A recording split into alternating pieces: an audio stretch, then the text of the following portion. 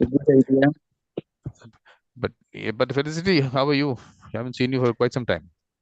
No, I was away last month, and I've been a bit sick actually these last couple of weeks. I've been in hospital and things with influenza A, so it's been a bit of a month. But I'm on the recovering end now, so that's a good thing. That's a good thing. But everything okay now? I mean, yes, we're getting there now. Good. And have you met Eleni? Eleni, I that's have Felicity. not. No, we Hello, haven't met. Eleni. Hello, Felicity. Lovely How to are meet you? Well, Me thank you. too. How are you? Very well. Where are you from? I'm on the Gold Coast in Australia. Oh, okay. I'm On the from east Greece. coast of Australia. Hello. Love Greece. Yes, Athens, Greece. Yes. Very nice. Mm-hmm. So yeah, so you can actually tell each other about yourselves. Would be nice. You want to? Tell me Something? about yourself, Eleni. Okay. I'm a lawyer and an accredited mediator since 2017. I'm a lawyer for 36 years here in Athens. I practice mediation a lot the 3 last years because the Hellenic Ministry of Justice has made mandatory before going to court to have a session of mediation so as the parties get together and maybe solve their dispute in another way out of the court. And so the Hellenic people, the Greek people, are more familiar to the mediation than before. So the work that I do with mediation is very every year is growing. I have attended for the 3 years. The first this year was my third time. Vienna CDRC, the VIC. I don't know if you know that a competition, mediation and arbitration competition in Vienna. I was as an assessor. It was a great opportunity for me because I met a lot of people. I was had the privilege to assess groups and teams from many countries, and I could listen and educate myself by their way of involving and mediate or arbitrate, but mostly mediate or negotiating the process of and so as to find the resolution. I met a lot of colleagues, lawyers and mediation from all over the world, from Australia, America, USA, from Brazil. It was I had a great time. It was 7 days full of programs and workshops, and I'm very proud I am a member of the global community of mediators. But I also am a lawyer too, because I cannot have only one profession in Greece. Lawyers are more needed here than mediators. But I prefer being mediator. And my approach in litigation and being a lawyer is mostly from the perspective of a mediator. I try to resolve the disputes in a more calm way. I don't want to fight. I like it. And it works.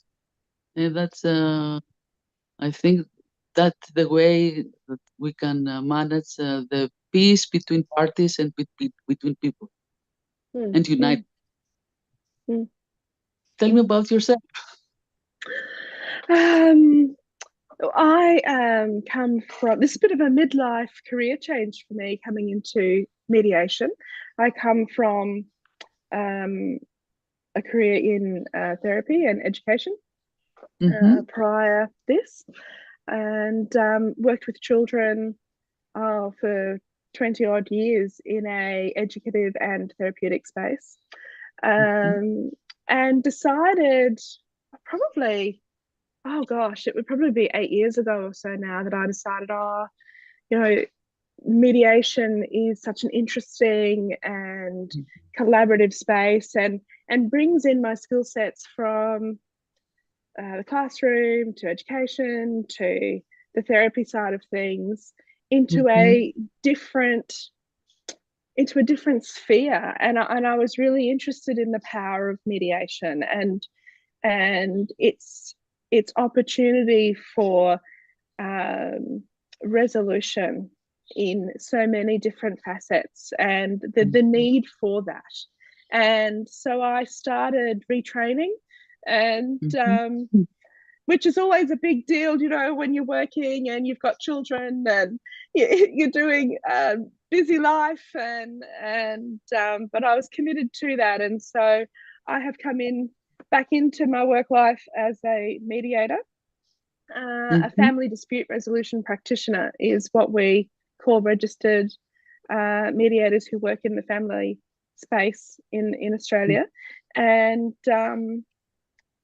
in Australia, it is a mandatory component of the family law space that for couples and families with children who are separating, that they engage in the mediation process with a registered family dispute resolution practitioner first before they go to court.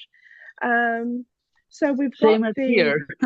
Yeah, Same. so we've got yeah, it's great because there's the legislative backing to promote mediation, and I think that that's a very important message, particularly in families, because ultimately our goal is to help these parents become effective co-parents, to create this environment for their children where they can grow and flourish and thrive in a family life that, while separated, is not particularly conflicted all the time in a open warfare, if you like, you know, between the separating or the divorced couples. And I think that's a very valuable thing. And coming from working with children in the education space, when I was in schools, what I was seeing was the outcome of, I was working with the children who were part of a separation process and who were struggling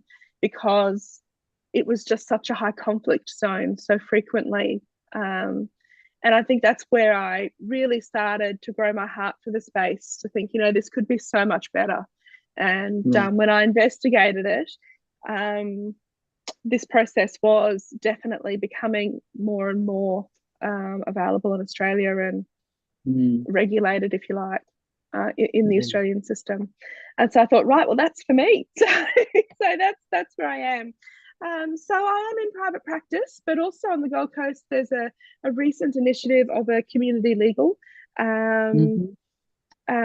mediation centre, and that's only new and it's just beginning to build, and it's part of the broader community legal that deals with other legal issues where lawyers will go, but this one is an arm of that, but for mediation and mediators in the family space. So that's a grassroots and an exciting development, I think, on the Gold Coast and in our community. So yeah, that's a little bit about me. Very nice. But we have to create one in your area, one mediation circle. You have your mediation center, but a circle has to be created. When are we doing that? Yes, well, the circles are all sort of in discussion, aren't they? And where the circles will take place, and we have a number of people that come into the Australian Circle, and I know they're all busy in their own spheres as well, and looking at building circles, and it's tricky. I think it's tricky. I think people finding the time to, outside of work, meet together to discuss mediation. I just continue to offer it, and as people are interested, they engage and ask questions, and that's really where that's at. How do you find that, Eleni? What do you mean? Of creating circles. Creating an Athens mediation circle. Mediation circle here in Athens, Greece. Yeah. The whole look, the idea was that we bring together people who, of course, reach the user, as I call it, reach the user, and then identify those people who have that mediator mindset and try to create a little ecosystem there. So that was the idea. But I think what is really happening is that mediators themselves don't have time. Like you yourself. That is true. That is true. Being a lawyer. Being a lawyer and doing that. So, so I have to figure out now how to reach people without the mediators, without the mediators as the practicing mediators. We have to reach out to people beyond that. So that is what the challenge seems to be, because I think people who, like you, Felicity also said, have too much on their plate to actually go out and meet people or even talk to some schools or colleges and all. So you have to maybe suggest whom we bring in. That's, I think, the most important thing. I said school teachers. I've been saying school teachers for quite some time. So maybe we reach out to school teachers. I think this is a very important point to acknowledge, that I don't know how it is in other countries, but I know that for mediators in Australia, we have to work very hard to be continually promoting our practices to get the work. And, you know, there's not just work readily available. I mean, in one sense there is, because statistics would tell us that there are a lot of people who require a mediator, but finding them to get the work is something else. And it is running a business, you know, it's the promotion and the advertising and the intakes, and sometimes it works and sometimes it doesn't, and that really is, it's a full-time job. That on top of that, to find the time for circles and things is tricky. It is very tricky. And I think for our school teachers, having been in schools myself, the challenge that they have, at least here, is they just have so much on their plate outside of the actual teaching. You know, there's so many checks and balances and requirements on them and reporting, and that they too would struggle, as much as they would love to do it, because they'd be, I think they are the right group of people to see the need and encourage that. I don't know that there would be many who'd put their hand up to say, yes, I'd do that, because they'd need to get the school's permission to begin with, and that would be a whole process for them as well. It would be another lunchtime club. And then they would have to commit to running it. And around their other tasks and duties, I think generally our teachers at the moment feel like they already have too much on their task that they have to do without adding. And I think, again, that's our challenge, is how do we find people who have the availability and the heart to put the work in to create consistently these circles for people to enjoy, because I do think they're valuable. It's a great idea. But actually, the way I looked at it was that basically it becomes part of promoting your practice. So you are going out to the users and you are actually putting yourself out there. Of course, at the same time, trying to bring those people who are out there with that mindset, but also because you're the face of it in that circle. So at least they know about you, they get to know about mediation through you. So at least that part of it becomes part of the marketing of your practice. For the teachers part of it, I've thought maybe if we can find a way that they can monetize it so that it becomes an additional income for them.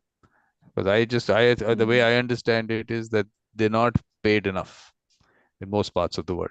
I don't know about Australia, but in most parts of the world, I think they look for an additional income. But are they already getting that, maybe as tutors or something like that, as private tutors after school, what they're doing after that? But I thought that maybe that's an opportunity. Yes, it is. I mean, everything is an opportunity to look at. And I suppose we've always got to look at both sides. And I don't know where they would get that funding outside of in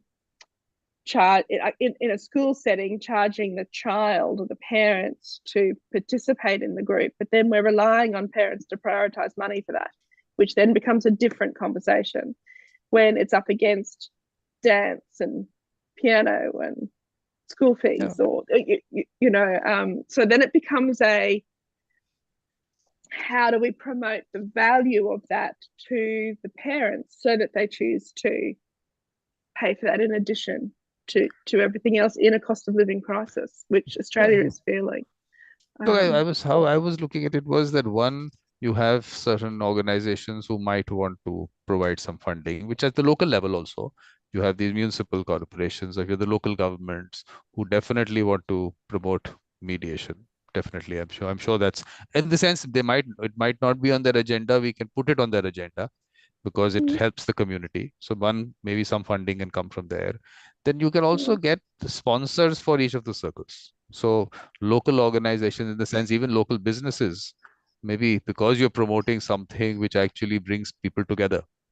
So maybe they can come as sponsors. We can, you can, when you're promoting the circle, you can actually put their name out there.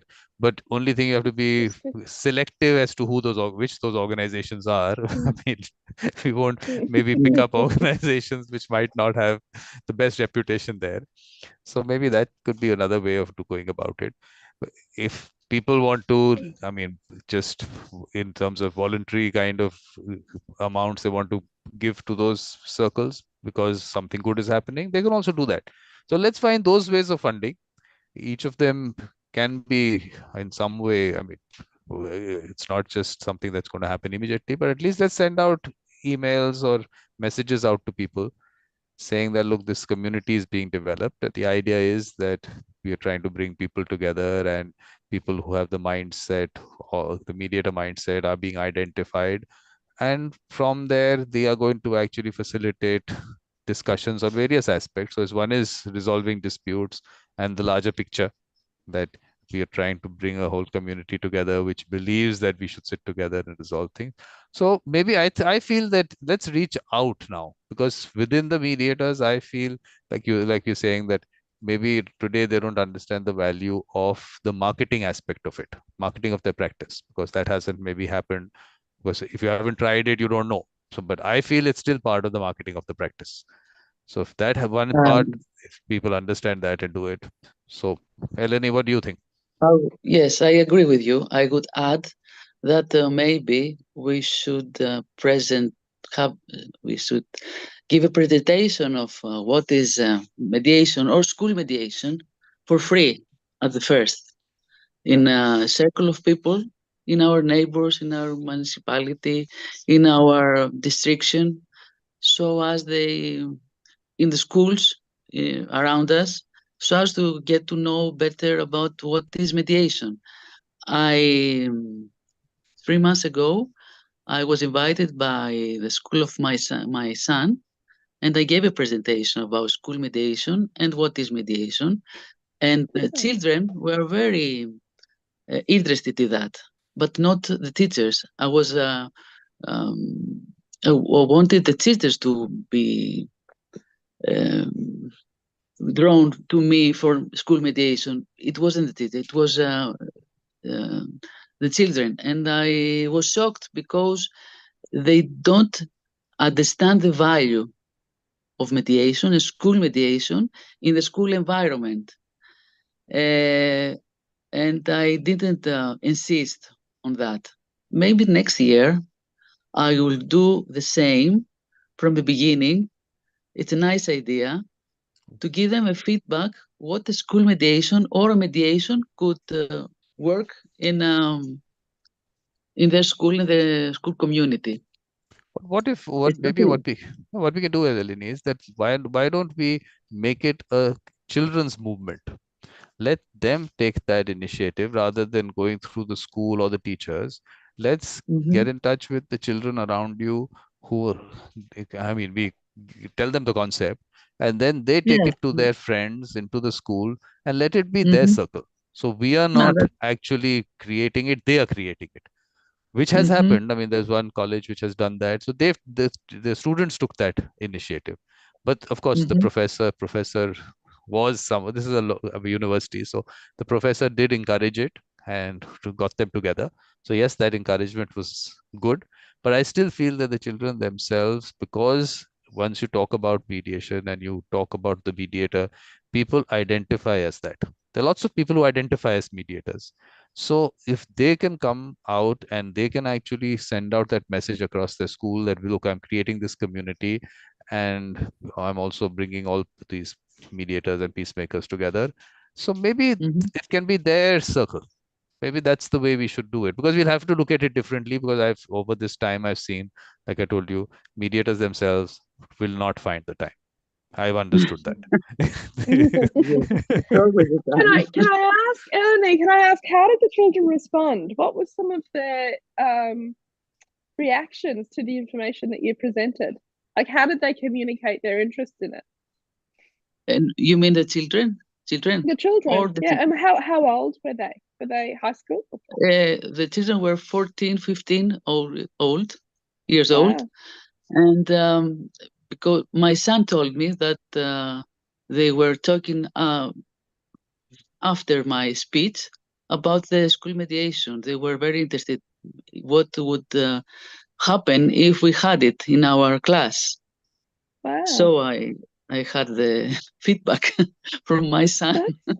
That's great. And after my speech, a lot of children came near to me and had a lot of questions for me about my profession, about what is school mediation, how can they be, what is this profession, how could they be school mediators or lawyers. And I enjoyed it. I didn't expect that children would love to know such details in this at this age. But I think it was I was open to them. I was sincere to them. That's why they came to me. And because else, children are afraid of teachers or elder people to come closer. And I managed to have this environment of safeness. I think they felt safe with me. I think this is the secret about being mediator. Yeah. To make a safe environment so as the other party or the parties or the people that involved in this resolution or something like that can speak and go beyond the problem. No. But the way I'm looking at it is that little conversation that you have, like you must have told them about mediation. The one is this formal world which has been created, which thinks that it is some technical rocket science. Okay, that world exists. But when you talk to these children, they connect with it because they understand it, because they've practiced it. And they've either seen other people, their own friends, doing it with them. So connecting them to that aspect of it, and then also, yes, showing them a path ahead, that this can actually be something that you can take as you go along, but also telling them that you can actually practice it today. I mean, it's not just within your friends in the school, it is your friends outside, and then into their families. Also, these children have a role to play, and then into the communities. So I think that path, to show them that path, and which is what the circles was about, that you have a school, and then you have a community mediation circle, and then you have the family mediation circles, so that at least those like-minded people come together. So that was the whole. I think if we can show them that, and then they feel part of a larger community, which is at the national level, at the global level, that yes, you are part of a larger community, and that interaction with people from around the world will tell them that, look, what I'm doing is something which it is a natural thing, and I'm doing this, and I have other people, and think of themselves as special. That's what we have to make them feel. So they feel special, and yeah. Yes, so I think, yeah, I agree with you. Well, I'm telling you, Felicity really wants to do a lots there. She really wants to, but I think she's still she's looking at it. How do I have to approach it? Because she has that enthusiasm and that passion. I do have the enthusiasm. I do, Vikram.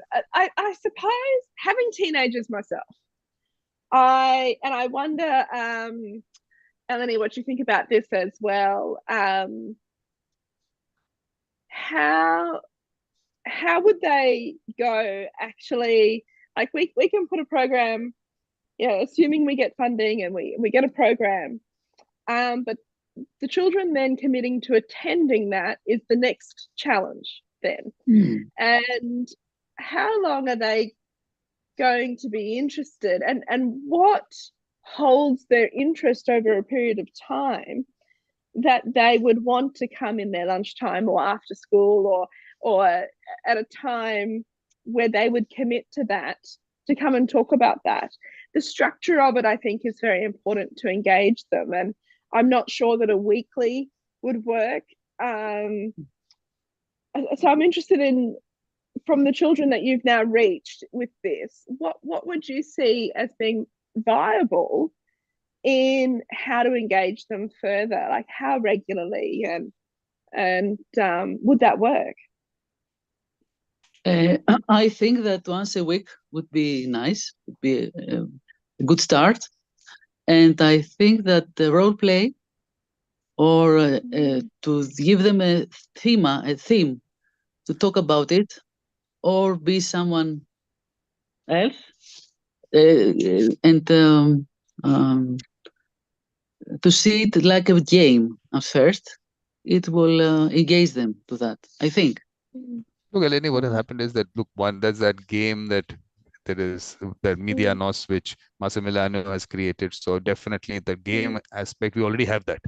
They can actually play the game and they can actually engage in the process. But I am saying that in that weekly setup that you have, they're actually not doing role plays. The school is, I mean, the communication goes out through the children, maybe, that look, we have these people there, they'll be sitting in this place on this day, and then you have an issue, why don't you go to them? So actually creating a space for them to practice it, because it's all skill development is going to come from practice. So let's give them an opportunity to actually help their other, because they're already maybe helping their friends, but now it opens out to other people. So they have that opportunity to actually do, I mean, this is actual mediations they're doing. So learning from that. And also because there'll be word of mouth because of that. Oh, look, so-and-so helped me or helped us resolve something. That word goes out. It'll be a slow process. I'm not saying that it has to happen the first day that the whole school knows about it. It can be a slow thing, but over that year, even that 1 year that they are in school and that communication goes out and people experience it. The whole idea always was, even that game, the idea was that let people actually experience it, not just being told about it. So the whole concept has been that we are not here to teach you anything. We are just coming there to make you experience something and experience it with people that you know. So you trust those people, they're all around you. That's the way mediation needs to be promoted. So all that is available. Now it's just about how you people get time to take it there. and yes, and permissions to be in the school. And a lot of our schools, I'm not sure how it is in Greece, but in our schools, a lot of our schools have employed guidance counselors, or some have psychologists who are on staff and there 5 days a week. And they, yes, and with that component, the schools feel that they are providing an avenue for children. They don't need another one. So this is the case. Yes, and they certainly, I don't know that they would love the idea of children running it when they've got professionals on staff to deal with complex issues. But perhaps Well, yeah, it'd be tricky to end. I tell you, Felicity, that's the issue that we are facing in relation to mediation in a different environment, that you have the courts and you have that whole setup there and the authority figure concept there. So in that sense, people are not getting a feeling that this can be their process. It's still connected to some authority figure. So that's why we need to create that environment where it is their process. It is them doing it. And I understand that. I just don't know how we do that on school grounds in school time. It'll have to be the children setting it up. So maybe we just cut out this entire thing of going through the school authorities and the teachers. Let's go through the children and let's push it through children. And children also, I mean, they're smart children, and they can actually create something themselves. So it's not something which, I don't think that is something that anyone is threatened. And and people, look, there is that whole world which believes that no, we need to train them, only then they should be doing this. That world exists. So the idea is to break out of that world, that no, you have the skill, go out and practice it, create that environment, tell people about your skill, because they don't talk about it, because it's happening, like I've been saying, it happens in closed spaces. It's those 4 friends of yours and they have something and then you actually help them resolve it, but other people don't know about it. So we're telling, in a way, again, it's the same thing with the practicing mediators. It's a marketing exercise, I still feel. In this sense also, it's that kind of a marketing exercise of those people who have that mindset, who are practicing it, to be able to get other people to know about them.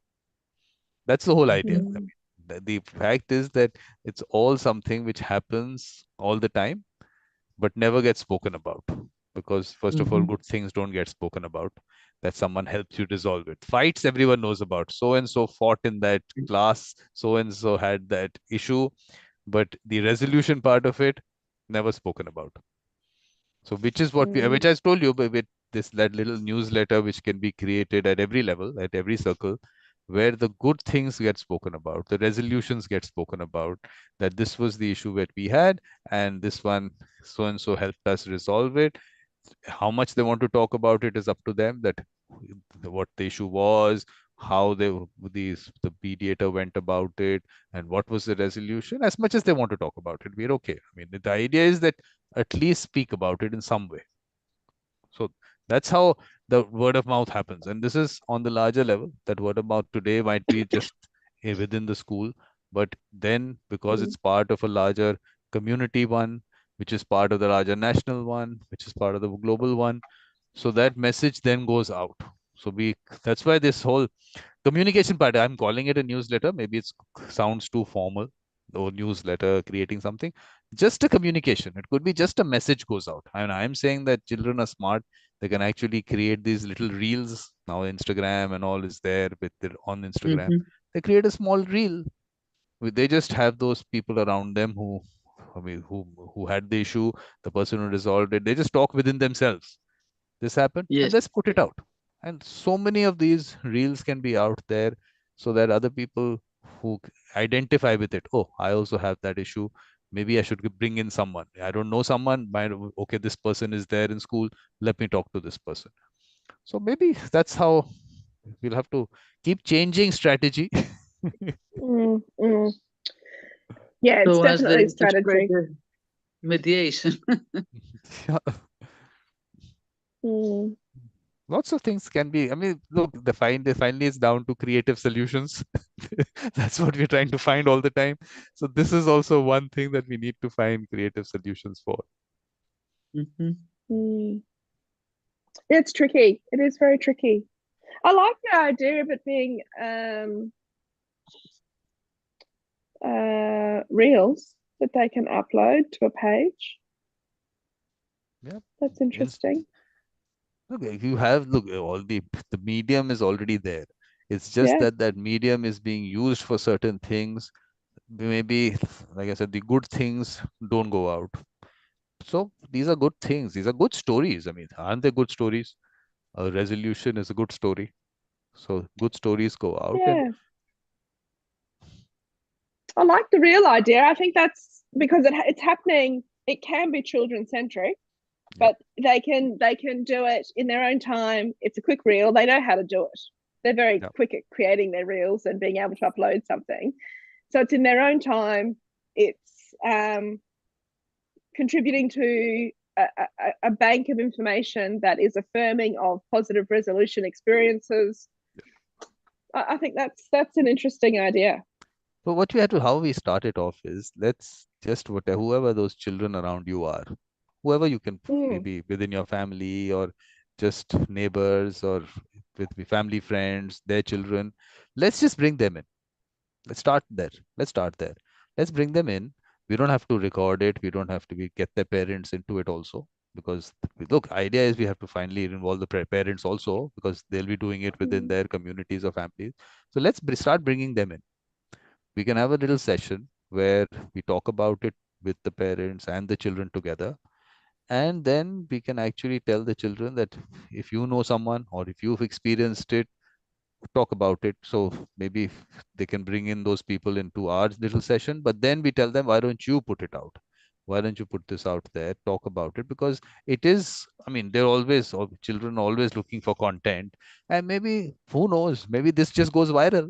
Just goes viral talking about this. And once something goes viral, everyone then tries to duplicate it. So they say, oh, look, I also have this. I'll also put this reel out, and let me put this reel out. And then that whole concept maybe just gets spoken about.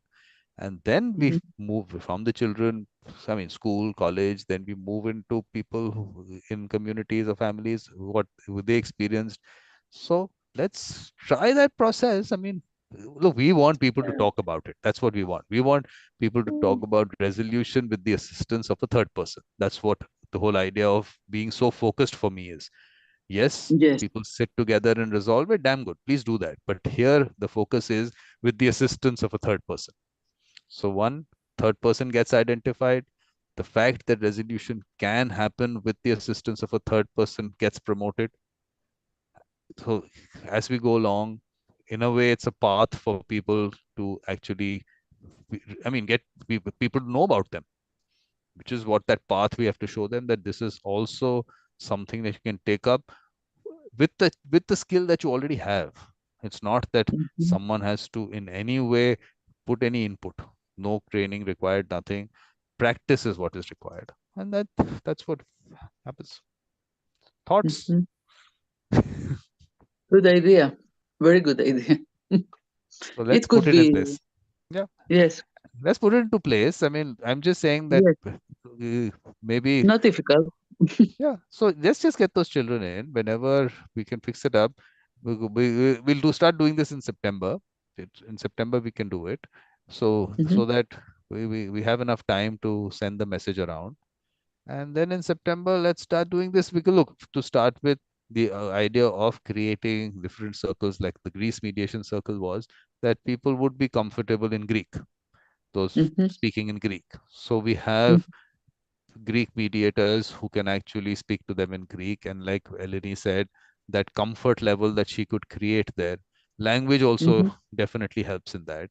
But because otherwise, if they're not comfortable speaking in their own language, they might not be able to express themselves totally. So we have the Greece School Mediation Circle.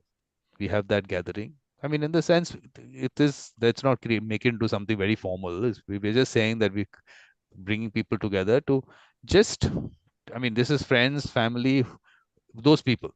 So it's not that we're sending a message out into schools that you come in. So let's start that. And let's see what communication, because look, I have spoken to school children and college students. I've always told you that I just asked that one basic question. Do you know someone who helps people resolve some fights or whatever? And you always have, just a small gathering also, you always have those people identified. So they're all there. So that won't be a problem at all. So now all we have to do is just bring them in, and that little community that we create, if only 3 children take it up on them, that look, I'll speak to those people around me and I'll make a little video, a real reel. They can bring it to us if they want to just share it with us to start with. But if they want to share it on their Instagram handles, please do that. So Just let's start. I'm telling you, once we get the, yeah, it will be, I'm telling you, we don't know where it goes. So let's start doing that. So now let that be the focus. And this other focus should be that how can we get funding into the whole thing, which is local government, could be local organizations which in some way promote communities coming together. It could be private organizations who we can actually give them some visibility, whatever in that little community, whatever visibility it is. And then at the national level, and then at the global level, we'll bring in those people who can actually fund it. And then we have individuals who feel, yes, there's something good is happening. Because look, today we are talking about it as something where we are bringing people together. But once people come together and a community gets formed, there will be people who will look at a certain benefit from it, which I was saying that when that whole community of people who believe that, yes, we should sit together and resolve it, even one little issue in that community gets resolved, that whole positive communication goes out. So all we need to do is that one experience is what we have to make them get, that one experience. So there will be people who might say, yes, this is a good thing happening, that it helped us. So they want to contribute there, because the people who actually, the mediators, let's start with the mediators. We need to compensate those mediators for their time rather than ask them to do it on a voluntary basis. I don't want that to happen. I want people to get compensated for it and make it a livelihood for them. That's the whole idea as we go along, which is for practicing today, the practicing mediators, or the ones we are bringing out, it should always be earning out of it. That's what we have to focus on. So that earning, one, he said, is it actually doing the mediation and the people in that mediation paying for it? So that is their own fee negotiation. That's up to them, how much they want to charge. But because maybe that value of it is not understood today, so we need this other form of funding for it. But when that value is understood, then it's like any other profession. I'm using the word profession. I'd never say that it is a profession. It's a way of life. But then it becomes a profession, and then it becomes any other value. Okay, they know that, look, Felicity or Eleni, they've really helped so and so, and positive reviews are out there. And you charge what you want to charge based on how you value your time. Yes. So that's the larger picture. But the larger picture has to start with that small step. Which I'm telling you, Eleni, that Felicity really has been looking at it, and she really wants to really do something in Australia and put it out there. It's just that how to do it is the only thing which every time we talk, Felicity says, yes, I understand. I have get to it. do it. I get it. Yes, I get it. I get But it. It's just, it's so tricky. That little I hesitation. really like the real idea. I really like the real idea. I think that speaks the language of our kids today. It's easy. It's not hard for them to do it. It's harder for us to do it than for the kids to do it. They're much more used to doing it than we are, for the most part. It's part of their way of life, isn't it? Yeah, I think that's very interesting. And, I think about on Instagram, there are good news movements on Instagram. Pages that only will report on good news stories, or just to provide some balance to the global narrative. And, they do pick up a lot of following, the good news channels. And that's essentially what we're talking about, isn't it? It's creating a place where people, we're focusing on children, but, it's a place where people can go to share a great story about a community result of a resolution. And that's a good news channel. And I think that's a needed thing in our world today. So that's what I want to do. I want to bring in all these videos and keep putting them out.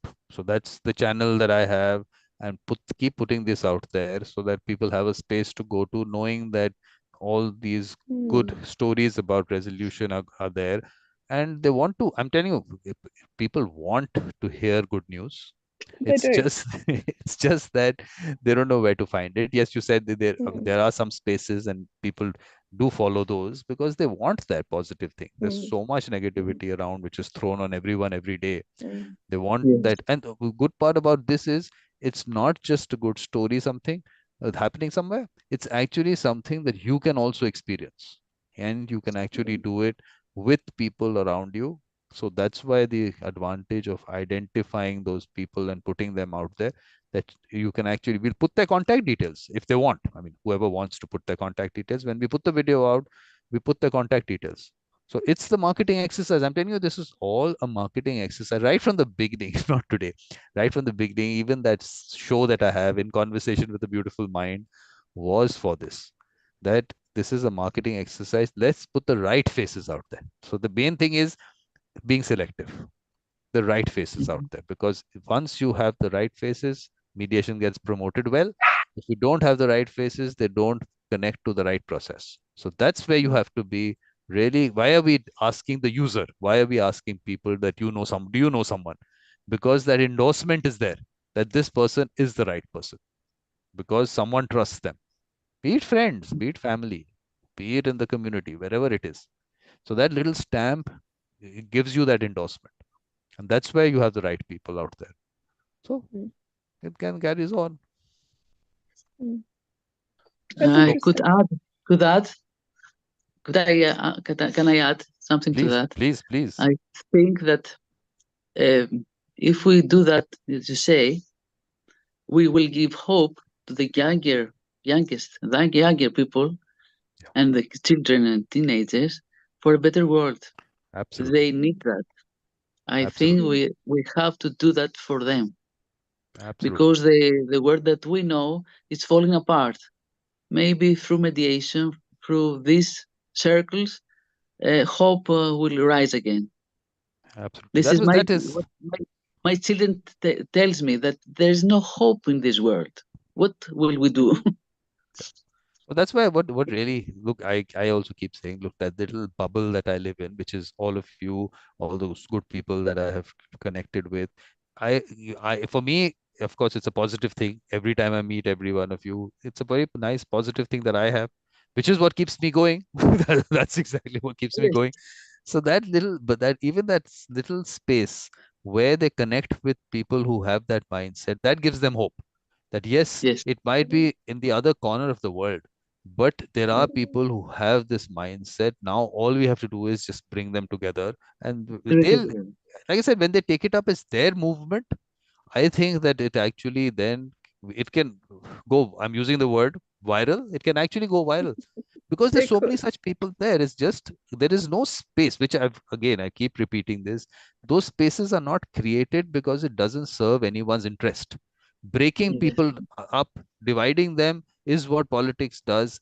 Even organizations who are into activism or advocacy, they want that to happen, because why would they be in some way valued if they don't break people up, or this is us against them kind of thing? So they'll always keep doing that.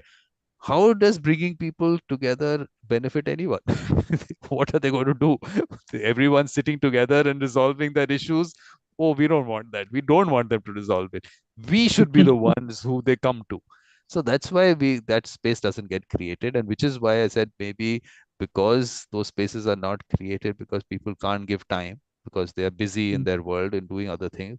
That's why this funding comes from people who understand that, which might be a slow process. It might be fast, because people will understand the value, because everyone wants a better world. So they understand the value, and they actually, in whatever way they can contribute. So they can keep doing that. I'm saying, look, in terms of contribution, it could be that a coffee shop in a locality says, please come sit in our coffee shop and talk about this, or help people resolve it. We give you free coffee. Could be as simple as that. Who knows what we can do? I'm just giving you an idea. It's just that little support, that a space is available. For me, that space has to be an informal space. So I'm very clear about it, because centers and everything that are created give that little thing. Again, this is some again, this is some formal structure. This is a rocket science we have to go to. But if it's an informal space that they can be part of, so that in some way they benefit from that. So Peter's also here. So, and look, I tell you, it's interesting. Let Peter come in. We'll say hi to them. But I'll show you like today, later today, in that other session that we have, which Felicity might miss because it'll be late for her. But Elena, you should be part of that, which happens at that's at 3 PM UTC that time. 1 AM for me. And yeah, Peter? that's 1 AM for her. Hi, Peter. But I'll just tell you about that. What we're doing. Hi, Peter. We had a very, very interesting conversation. Please go back and listen to it. It was really nice. And Eleni, first of all, you haven't met Eleni, maybe. Eleni, that's Peter. Peter, Eleni. Hi. Okay. Hello. You're in Greece. So Yeah. Vikram, are you still in Stockholm or? Yeah. I'm here till September. Okay. I needed a break. Back-to-back events for the last 4 years. No break for me at all. So now I decided I need a break. That's why this whole last Wednesday of the month. But September onwards, we get active, which is what we were discussing, what we need to do September onwards.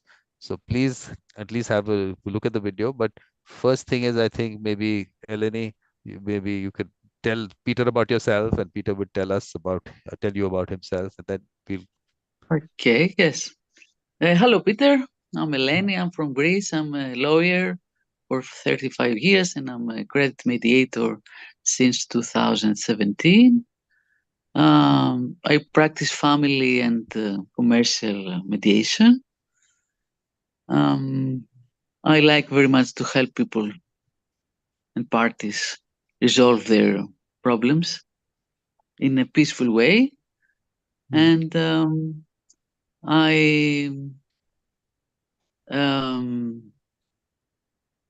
what else? I find that mediation could give people hope for the future, and I'm very glad I'm part of the global circle of mediators. As I told before, 2 weeks, 3 weeks ago, I was in Vienna in the CDRC 2024 competition of mediation and arbitration competition. And I met a lot of colleagues and teams there. And I had an opportunity to hear and listen and engage with different cultures of mediators, negotiators, and arbitrators. It was a great opportunity for me. And I think that this circle, that dear Vikram, this is your last name or your first name? First name. Dear Vikram. No, actually, my first name has now become mediator. It seems. No mediator, I know. Vikram, I know.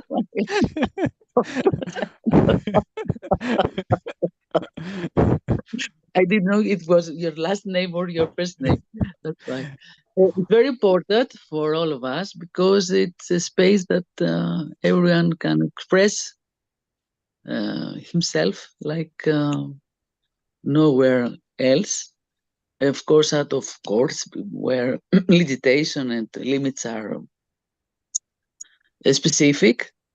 And this is about me. I don't know you. You could tell something about you too. Where are you from? If you know Australia at all, right, probably the best way to describe it, I'm halfway between Melbourne and Sydney in Australia. Oh, okay. Yeah.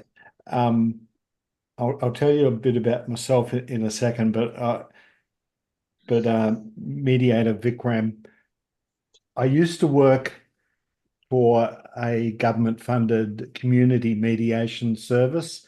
This is 10, 20 years ago. And all the mediators used to have a badge with their first name and then job mediator. So I had a badge that said Peter, mediator, and it was always a co-mediation model, and they'd always try to have gender equal. So it would be one male mediator, one female mediator.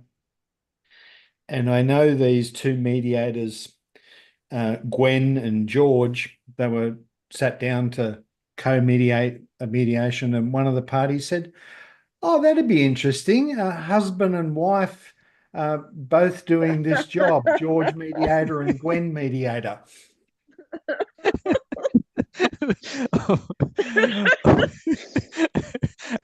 Then, I mean, it's going to be here. This is going to be the other way around. It says everyone in the World Mediation Circle is called mediator. Everyone's name is mediator. We have to reach that level. So yeah. Mediator Vikram. Yeah. I've been a mediator for about 22 years.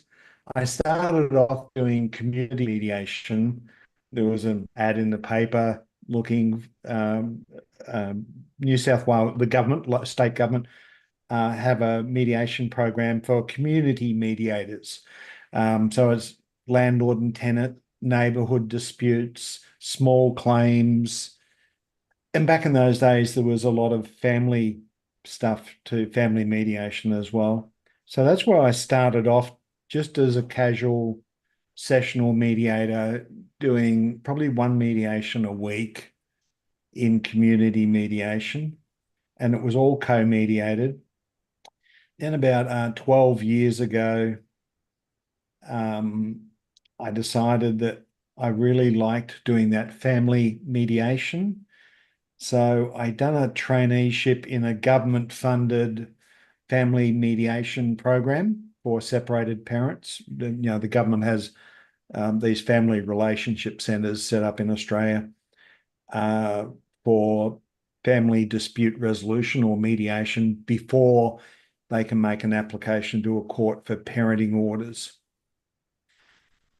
So I went to work in one of them, done a traineeship, and became qualified as a what we call family dispute resolution practitioner. So, but it's family mediation. And then I done a Masters of Conflict Management and Resolution. And I've worked in, over a 12-year period, I worked in from one side of Australia to the other side of Australia in different family relationship centres, 5 of them in all, right from the southeast corner of Australia to the northwest corner of Australia, doing family mediation. 12 months ago, I left working for those private, for the government-funded programs, and in the last 12 months, I'm working as a private mediator, and it's mostly family mediation and property settlement. And I've just recently got a contract to go onto a mediator panel for small businesses. Okay, there's a small business commission in this state, and they run a mediator panel for businesses that have conflicts with landlords and other businesses. So it's mediating small business, which is going to be a nice break from the emotional work of working with mum and dad in mediation. So I'm looking forward to that. Plus, it sort of gives a bit of a floor and a bit of stability in being a private mediator, that, you know, there's going to be regular work coming in. So it's the bread and butter job. So, which will be good. So, yeah, the small businesses are going to become big businesses. So you've kind of created the culture right from the beginning. And the whole concept of having a mediator for every organization, so at least they see the value and they have you there at every point of time, whatever issues come up. Could be workplace, could be commercial. So I think that's a good way of entry into businesses, because at that stage, maybe those lawyers haven't come in, or maybe the cost is too much for lawyers that they need an opportunity to resolve it some other way. Because it's a large,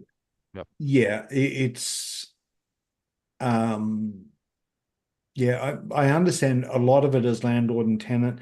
Some of it is franchise and franchisees, and some of it is small claims for businesses and that sort of stuff. So it's going to be interesting, a diversity of work for that. So yeah. So does that go to panel? Sorry? Is it sort of, does it go to, is that a co-mediation model or a panel, or is it run like an ombudsman almost, or how does that actually, or is it going to be one on like just you with clients, or do you know yet? Yeah, ask me in a couple of months' time. Okay. That's interesting. Yeah. I'm having a meeting, a Teams meeting with some guy from that runs this panel, right? And I've been, doing some Google stalking, right? And last year they done 463 mediations, and they wanted mediators from different regions of New South Wales, which sort of implies it's face-to-face mediation. It's not all Zoom or online. I'm only guessing that it's solo mediation. And at the moment, there are, on this new panel, there are 26 of us. And there's some prestigious names on the panel, like and Felicity, you would have heard of Lawrence Bull and Tanya Sowden. So both academics that teach mediation at universities are on the panel. So it's all new to me, and I'll know more as I get into it. So super exciting. And I see you've also picked up the practice groups with Resolution Institute. Sorry? Have you picked up also the practice groups with Resolution Institute? You're leading one of those? The side gig is a website and a piece of software called Magenta for Mediators, and it's a family dispute resolution platform for family dispute resolution practitioners.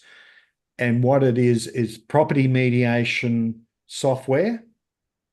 And it's at minimal viable product at the moment, and we're building it out into a CRM all designed specifically for mediators. So it's going. The first app in the platform is a property mediation app that goes through the 4-step property mediation process, and then we're going to build a family mediation app as well. And at the moment we're building the client portal so the client can log in, upload their documents for disclosure documents, and fill out forms for like other parties' details, and do screening questionnaires and all that sort of stuff. So we're just doing the client portal thing at the moment. And Mediation Institute are going to use it as a tool for teaching their property mediation students how to do property mediation. You could do it on a whiteboard and a calculator, or you could use magenta for mediators, and it does all the math for you, right? Because you're a mediator, you don't need to be tapping on a calculator or that sort of stuff to keep all the columns and numbers in order and that sort of stuff. So yeah, so I've got a couple of things going. One side is actually with clients that are mediation clients, and the other side of my business is with practitioners, FDRPs, and tools that they can use to do mediation. So yeah. So congratulations, Peter. That's awesome. All of that's awesome. Congratulations. The best is yet to come. Best is yet to come. Yeah, well done. Always. But one thing that has to happen is that we were just talking about it, that this creating these circles within local areas. I was just going to tell them about the circle which we are launching later today, which is, I'll tell you where it is, but so that at least you people get little maybe motivated to create circles in your own spaces. This is where it's happening. Okay. This is Carazinho. Okay. Where it is, I'm just going to show you. This is going to happen a little later.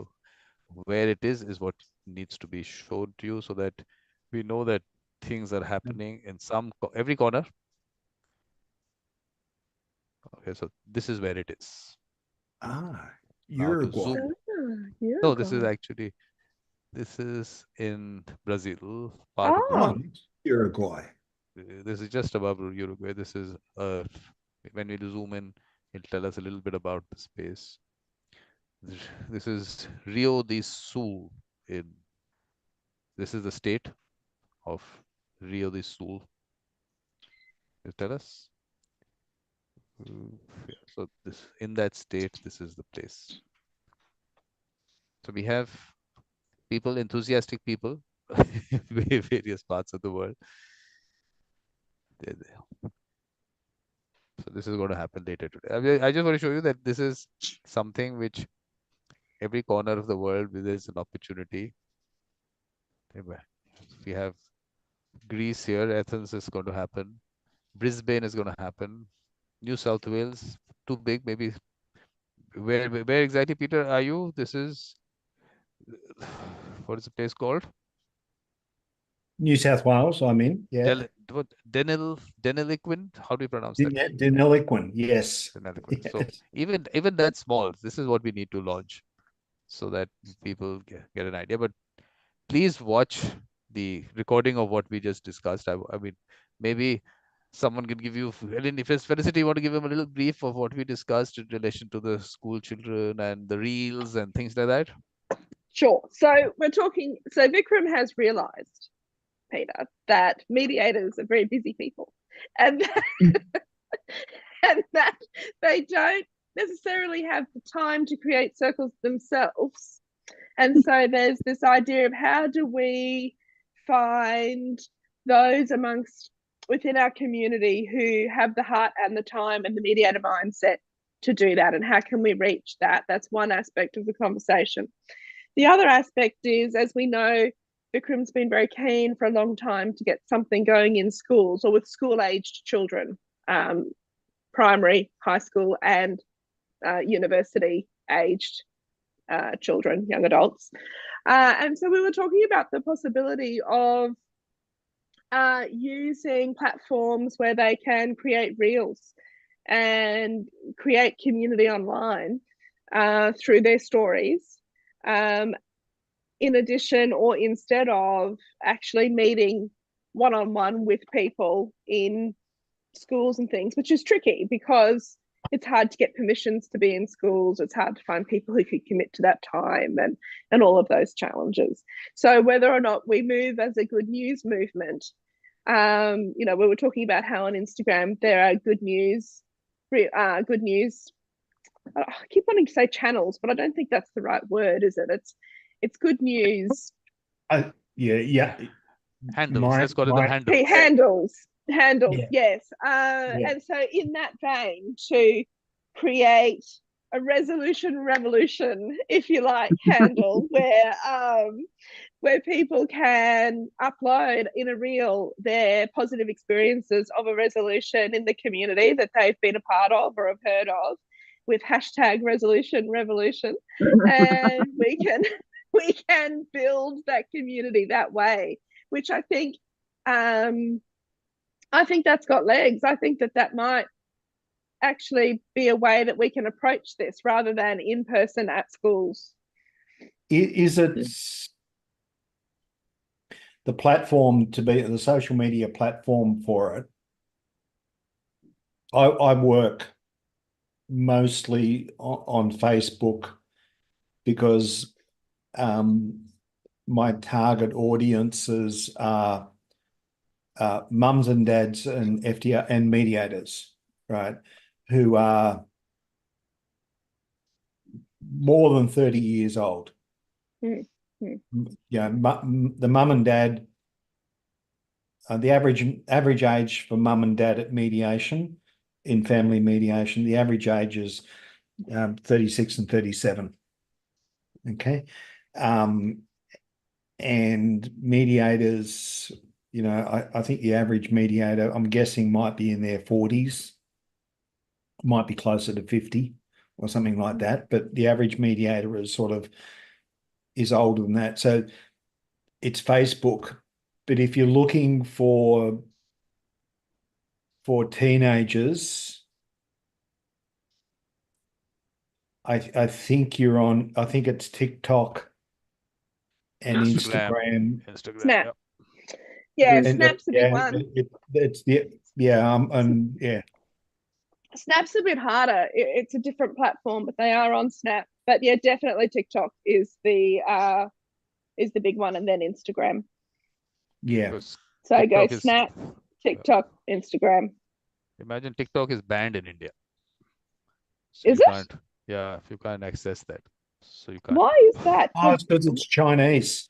Chinese owned? Is that the problem? Yeah, and India hates China even more than what Australia does. No, Peter, this is live streamed. No, one good thing about Peter is he doesn't worry about that, because the last gathering that we had, please listen to the recording of that. He said some very, very important things which everyone should hear about. So we specifically recorded that. So that's the good part. And the thing is, it's more of a security issue. I think other places have also realized that. So I think even in the US, I think they've told them to restructure TikTok. So in terms of ownership and all, there is something there also. So it was basically a security issue. I know my teenagers are on Instagram. They're on Snap, but they're also on Instagram as well. Are they? Okay. The whole idea was that it's mum and dad that are on Facebook. Yeah. Mum and dad Instagram, and grandpa. So we get everyone involved. I mean, so we're not leaving anyone behind. We're going to get everyone involved. But the whole idea was that because we have to reach out to people, and because individually you won't have time to go out and reach to a school or whatever. So, and also because I wanted to be the children's movement rather than it being coming through some formal structure. So this way they'll create something themselves, and also those people who have that mindset, who are already helping children resolve things, they get identified, they get publicized, they talk about their own experiences, so people understand it from a very basic level. So it's not the way today mediation as we know it is largely being promoted in a very formal setup and being created into this rocket science. So this way, at least it gets broken down to a very simple thing. I had this fight, and this is how so and so helped me resolve it. So other people would identify with it. But we also do this in families and communities. So it's not just the children. We do it with everyone. But maybe the children will take to it because today this whole concept of what the content they have to make is available to them. They want to make these reels and they want to put out things. Yeah, the generation that you're talking about, they call it the I generation or digital natives. The people that were born from the year 2000 up to 2015, I think it is, or right, is the I generation. So yeah, they communicate on those platforms. that's where you'll find them. That's right. Yeah, that's where you've and it's mobile, right? Whereas, you know, when I've looked, I've seen statistics that say that, you know, it's something like 80% of people, you know, view content on their phone. Yep. Well, I've got a phone here, but I'm on the computer all the time. It's, you know, monitor size screens. So, you know, I'm odd one out on that, in that there's only about 10 or 15% of people that are on screens. You know, 85% are like our friend here, Ellen in Greece, on a mobile. Yeah. Yeah. So, I'm usually on a mobile.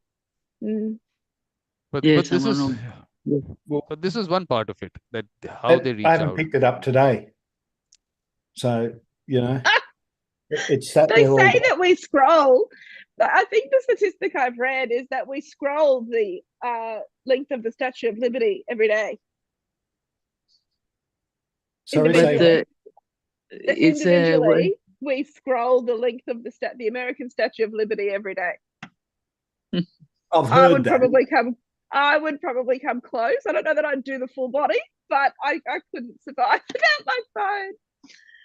Yeah. No, but for the other part of it, what we were discussing, Peter, was what I was telling them, that the idea is that everyone in some way should get compensated for the time they're spending. So one, of course, best would be that they're doing the mediations, but because you're also promoting it and you want to create these circles and this community, so we talk to local governments, we talk to organizations who want to bring communities together. We talk to maybe small or whatever size businesses who want to, in some way, because they understand the concept that something good is happening within the community, they can get visibility in connection with that. So we ask them to sponsor it. Individuals who feel once they either experience it or in general, they understand the concept, they want to in some way fund it.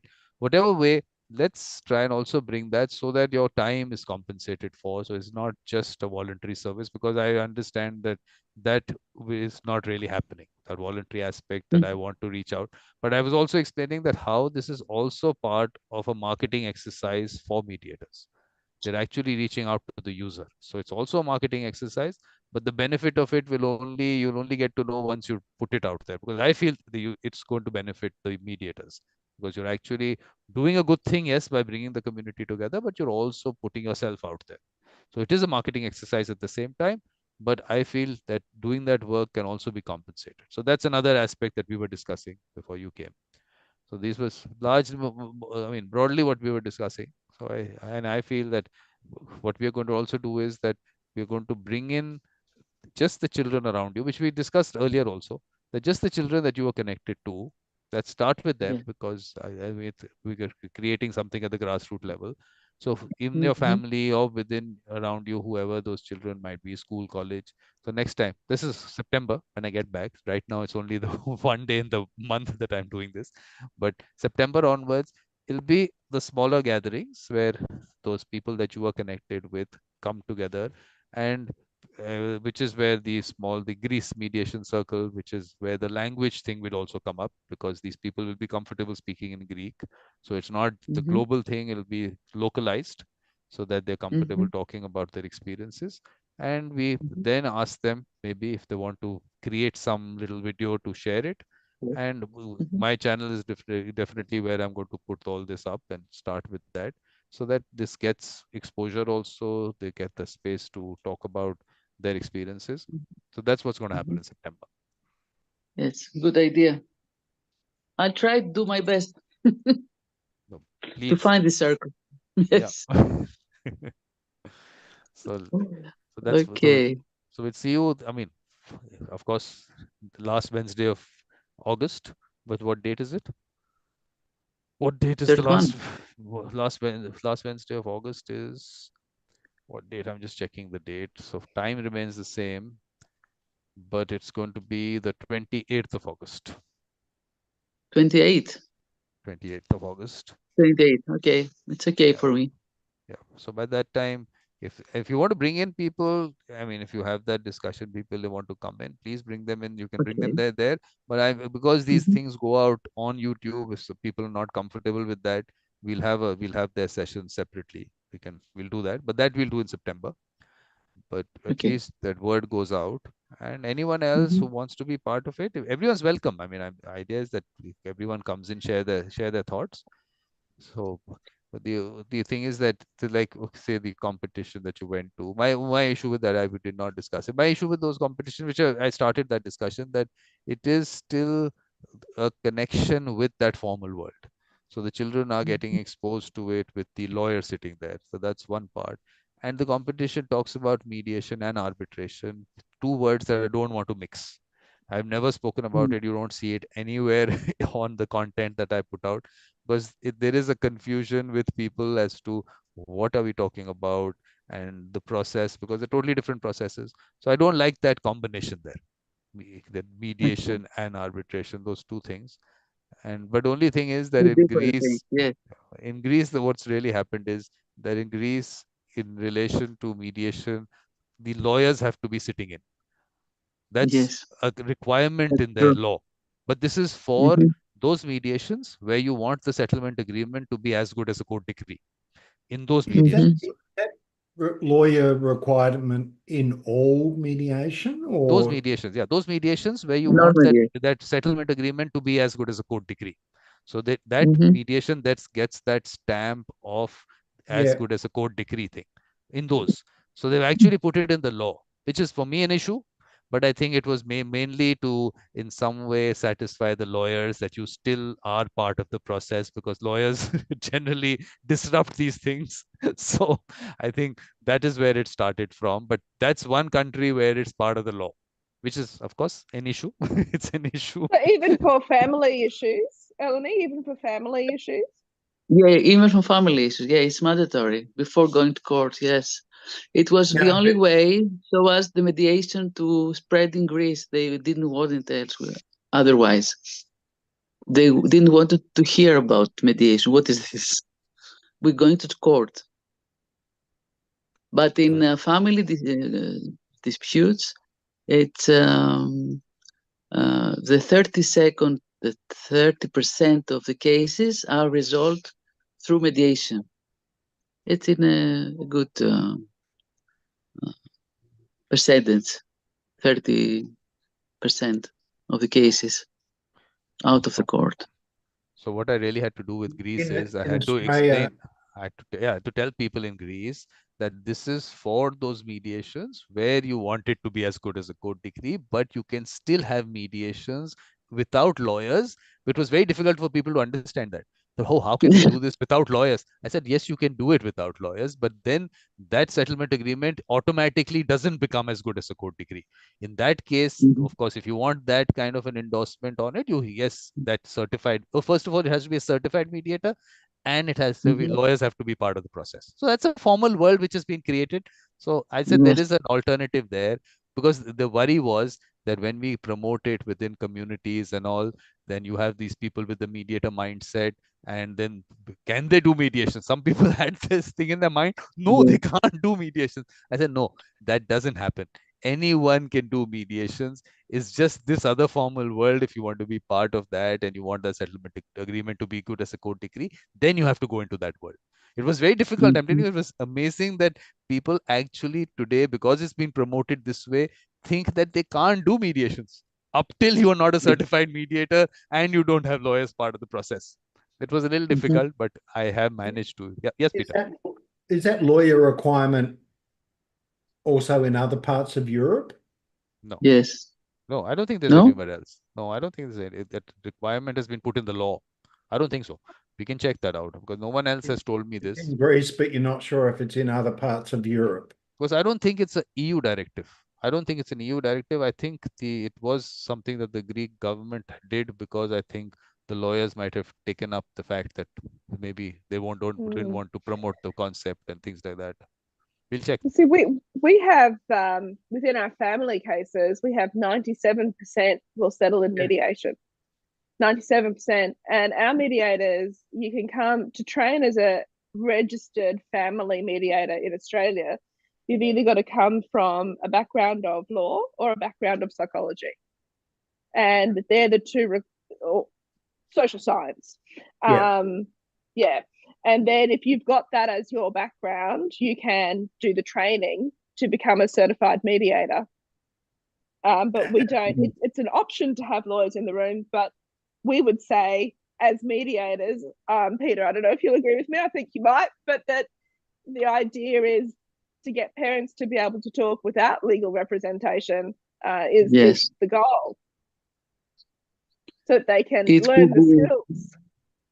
Yeah. It will be nice to have it here, but we have it's mandatory their representation by the lawyers. Wow, and that 3% that doesn't mediate in mediation, that's a 3-year court wait. Yes. Yeah. At the moment, is that still accurate, Peter? 3 years? 3 years. It's since the merger of the family courts in the eastern states, it's running at about 2 years. Western Australia is running at 3 years. Okay. Yeah. So yeah. You're in the ballpark. Yeah. Yeah. 36 months for Western Australia. So and about 24 months for eastern states. So yeah. So I'd never heard of that requirement for lawyers if you're going to have your parenting arrangement or your mediated agreement made legally binding by a court or made into a court order. You have to have lawyers present. Yeah, always.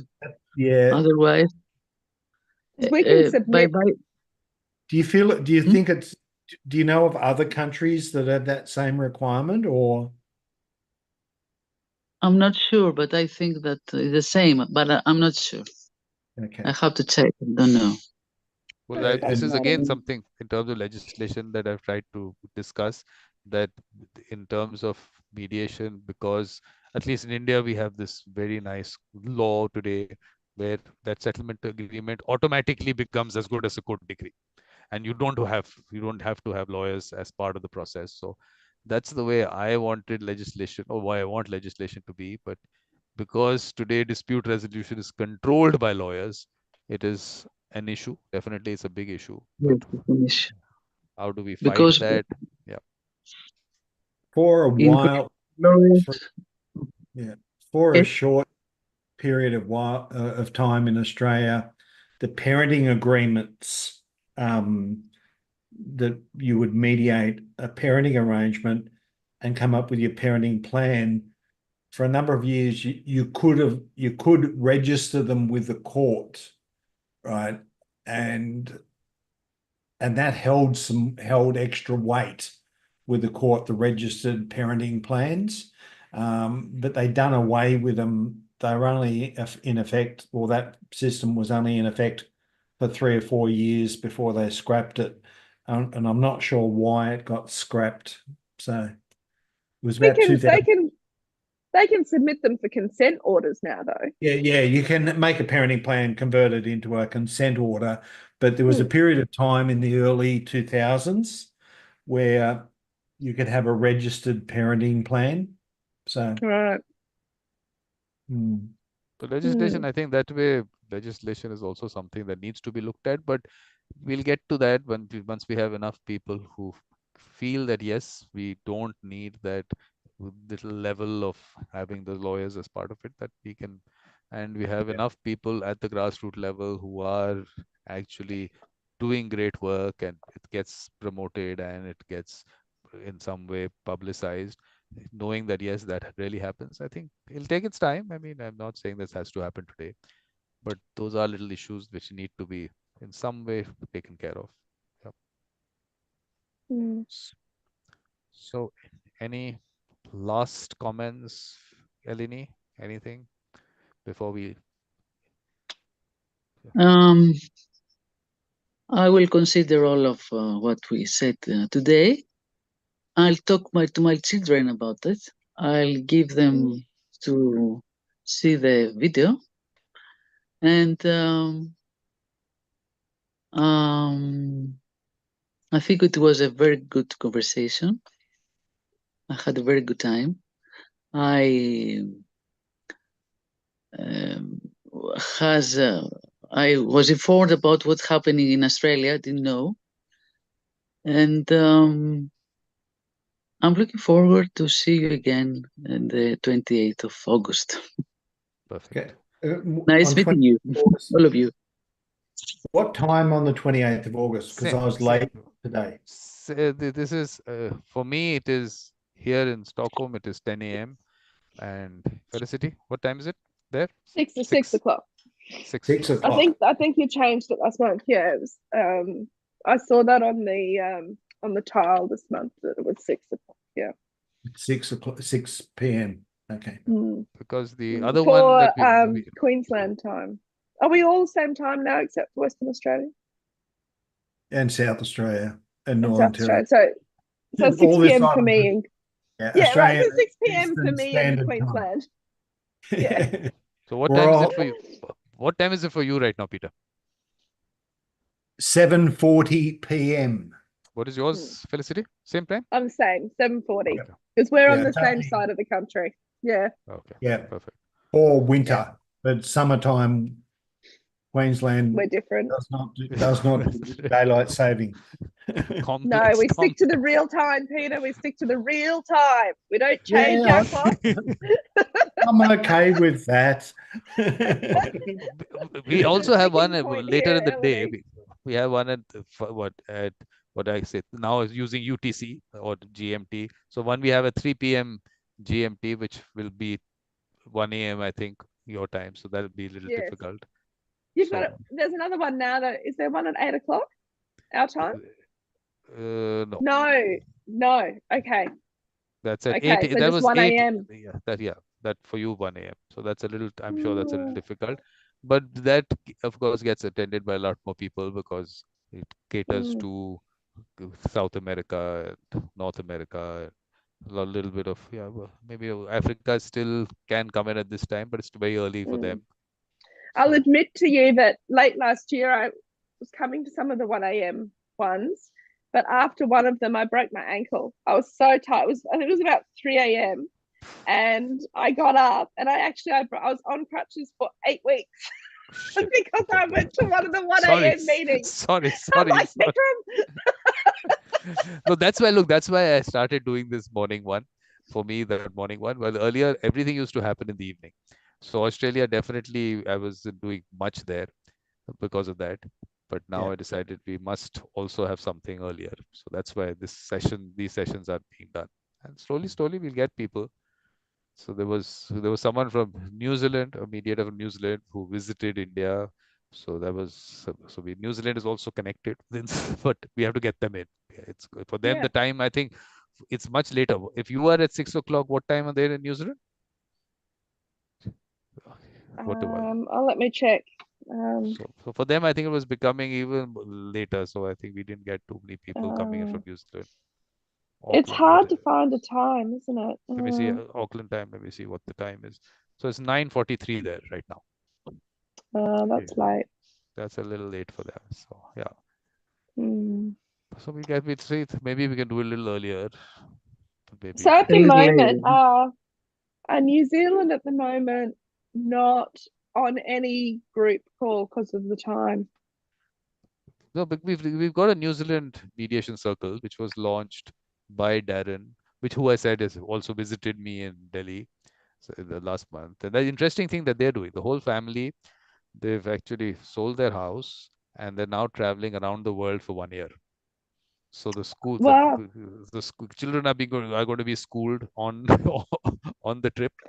So they've done. You'll have to put us in connection because that's what my husband and I did for a year. We packed everything up and we trotted around with the kids on a gap year for 14 months. Wow. Where all did you go? I homeschooled on the road. my husband worked remotely, and we changed. We got back in 21. We changed city or location every week. But what are the places? Please tell us. That's interesting. Where all did you go? We went all around England, as far as Inverness in Scotland, and then France, around France, Germany, 7 weeks or 2 weeks in Athens, 5 weeks on Crete. Back to England, Monaco. So it was a European gap year, really. European one, okay. Yeah. So these guys are trying to do the world thing. So the world. They went through Southeast Asia. They went to Sri Lanka, then India, then they went to Azerbaijan. From Azerbaijan, they went into Morocco, and then into Spain and Italy, then England also, because the woman's family, she's from England, so they went there, and then they came. But now they're going to Italy. So Italy. We did Italy as well. So you must put us in touch with each other, because it's a unique mindset that pulls your kids out. We had 3 kids. I've got 3 kids in 3 years. So I've got 2 weeks in the year where they're consecutive ages. So we traveled with 12, 13 and 14-year-olds. And we were allowed 1 suitcase each, and the school books and so forth were there. And it was the best time, but it is a unique mindset that pulls your kids out of school and just travels the world for 14 months. So this is the Instagram handle that they've created. Raw Explore Life. I might message them. Yeah, please give them tips or whatever. That's so 1 year, great. 1 year, 25 countries. 25 countries. I don't know how many we did in the end, but our goal was England, Scotland, and as much of Europe as we could. But we were interested in the idea of really immersing ourselves. So we did lots of stops in France and would stay for a week. And then we moved into Monaco, and then we'd go down to Italy and go down. You know, the kids had their first coffee in Florence and things like that as we went down, and stayed a week sort of in each town, if you like. And then over. So this is what they've done. So this is for Malaysia, Northern Thailand, Southern Thailand, Laos, okay, Hanoi, there's Vietnam, Cambodia, Sri Lanka. Yeah, that's great. India. They'll be moving very quickly. Turkey, Turkey, Azerbaijan, Spain, France, Morocco. Oh, it's quite a bit, huh? It was interesting that the fact that you actually can do that. It's quite a huge thing to be able to get the kids out for 1 year and do the schooling on the road. I think it's really, I think, interesting. That'd be the best learning ever for kids. Yeah, but I think maybe what's happening is that they're moving places very fast. So I think right now will be for the kids, it'll be like a days, because they're hitting so many different cultures and places. But at least, yes, that experience of people and places is good.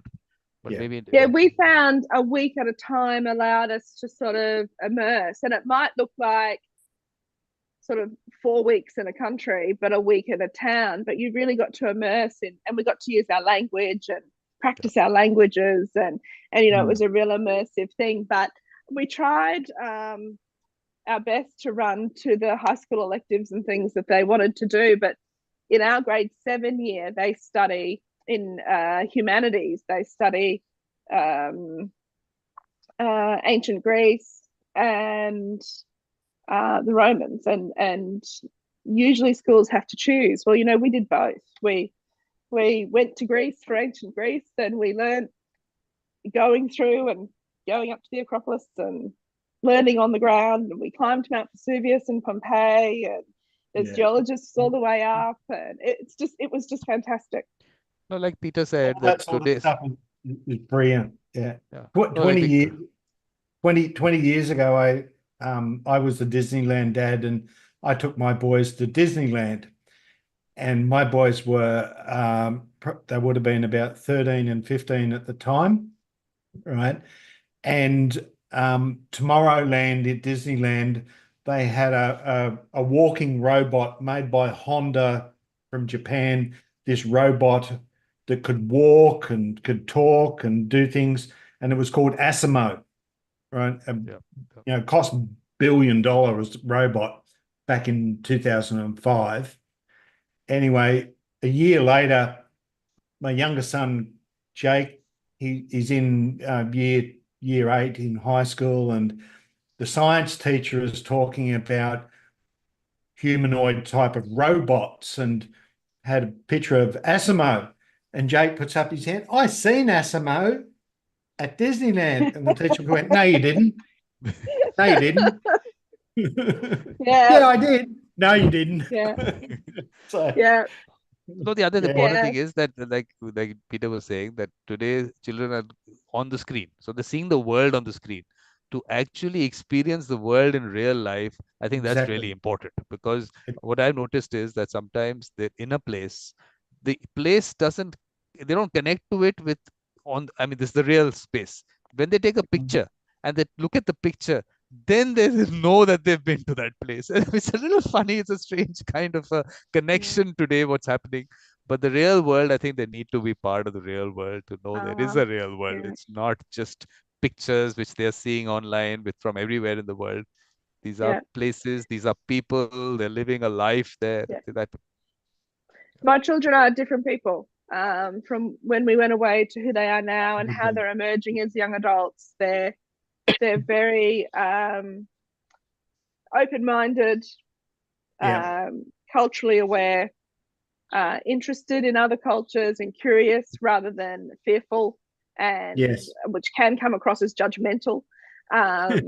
Just very open and interested, and most importantly, they're not scared to travel. So I know they'll all do a lot of travel, but we've shown them the ropes. We know that they know what they're doing, and it's a wonderful experience if you can do it. But you need a few things in your favor. You need to either be able to work on the road or work remotely, and there are things that you need to be able to achieve to make it work for 14 months, to be itinerant, because we didn't have any sort of stable accommodation anywhere. We were just, our stability was our suitcase.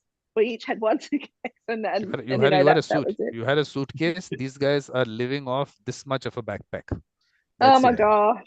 That's it. It's amazing. When I saw that, that's another level. I'm telling you, when I saw their bags, I was amazed. That much of a backpack is all they have. And that's a small backpack, not even a big backpack. Those very small ones. Small backpack. So what we'll do is maybe the next gathering that we have, I'll ask Darren, because Darren, like I said, he launched that New Zealand Mediation Circle. I'll try and get him in, and maybe you could also talk to him. Maybe he'll get his wife and the children also, and talk about their experiences, because he's also doing some mediations online while he's on the road. So he's doing that also. Yeah. So I think that's interesting to the world. But the important thing about traveling is that the stereotypes that we have of people from around the world, that needs to be broken. And the fact that you can actually connect with real people and be able to understand in some way. I mean, this is for them, it's a short one, but like you said, a little longer that you're there, you actually get to know that there are good people in the world, which is what we were just discussing. This is also what we were discussing, Peter, is about the fact that Eleni was saying that today children maybe have lost hope in some way because of all the negativity that is hitting them. So they need to have at least connect with good people from around the world to know that they have to have that hope that yes, there are good people and those good thoughts and similar thoughts that people have. That's what people have. No one is really into that negativity. It's just that it serves the purpose of a lot of people to be able to promote that, which is what we're trying to in some way change. And that's the bubble that I keep saying bubble. That's the bubble that I'm trying to, I live in. The other world exists. Yes, it exists, but then you can't be part of every world that is out there. So you create your little bubble and then just be happy in that, knowing that there are wonderful people around the world. So this time that I spend is, for me, I mean, of course, enjoyable. And the fact that there are good people around the world is really something which is good. Yeah. Okay. So thank you very much. Any last words, anyone, any comments, please? Anything that you want to say before we close? Totally.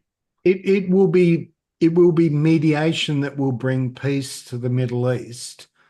Yeah. Courts and lawyers will never be able to do it. It's mediation that will bring peace. So yeah. Absolutely. So great. So we'll see you, Thank of course, you. last Wednesday of August. Yes. And then after that, September, we'll get into some action mode. Okay. Okay. See you. Bye. Bye. See you.